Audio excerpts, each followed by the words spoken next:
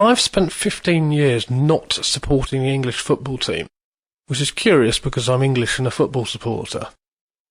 And which is such an unusual standpoint that my friends, who are used anyway to me having unusual and radical ideas, think it's a joke. They think I'm saying it to be provocative and to wind them up, simply because no one ever suggests to anybody that they should not support the English football team.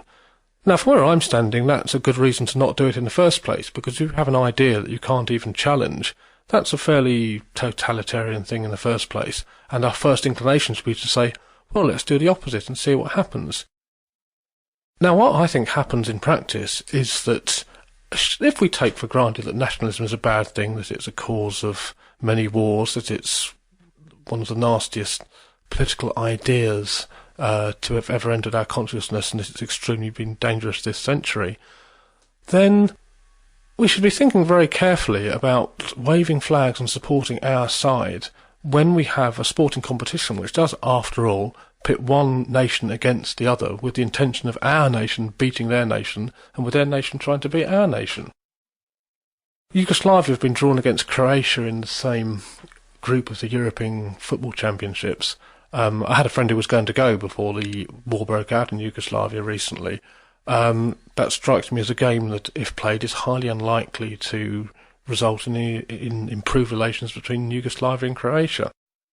There have been games played. There was a game played between Iran and the United States recently that took on all sorts of meanings that were extraneous to the game of football, simply because Iran has effectively been at a Cold War with the United States for 20 years. And the nature of a football competition has to be to make those things worse rather than to make them better. It doesn't necessarily make them worse in the sense that the people who actually go to the games, or people who actually meet at World Cups, or people who have a shared interest in football from different countries are necessarily going to fight over it, because they're not directly competing. But it's highly unlikely that anybody who's ever seen England play West Germany or later Germany on television and has then gone round the pubs of England afterwards has felt that that game has helped improve English people's understandings of German people, and no doubt if you were to go around in Germany and do the same thing, the same would be the case. And so I find the only way to deal with it is to say, I hope England lose, because apart from anything else, that does at least raise the question of, is it a good idea for us to do this all the time? Some people say it doesn't matter very much, that, it's only a football game and it will wear off by the morning anyway. And so, while it might be true that football increases nationalism and supports nationalism, it doesn't do so very much.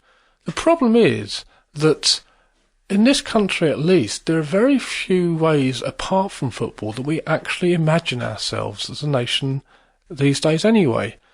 The empire has gone. There's not a permanent war. The monarchy is in decline. And therefore, those symbols that you associate with England and with us pledging to be England and us identifying with England tend to have largely fallen apart. Whereas once, every couple of months, sometimes more often, the nation clusters round its television sets to, collectively and without opposition, cheer on 11 people dressed in white shirts who identify themselves with England. Therefore, far from being unimportant, football is probably the single most important symbol in the promotion of nationalism that we have in this country. If you think nationalism is a bad idea, and you're a football supporter, I think you want to ask yourself whether that's something you want to join in with, or whether it's something you want to get away from. And for 15 years, I've not been supporting the England football team.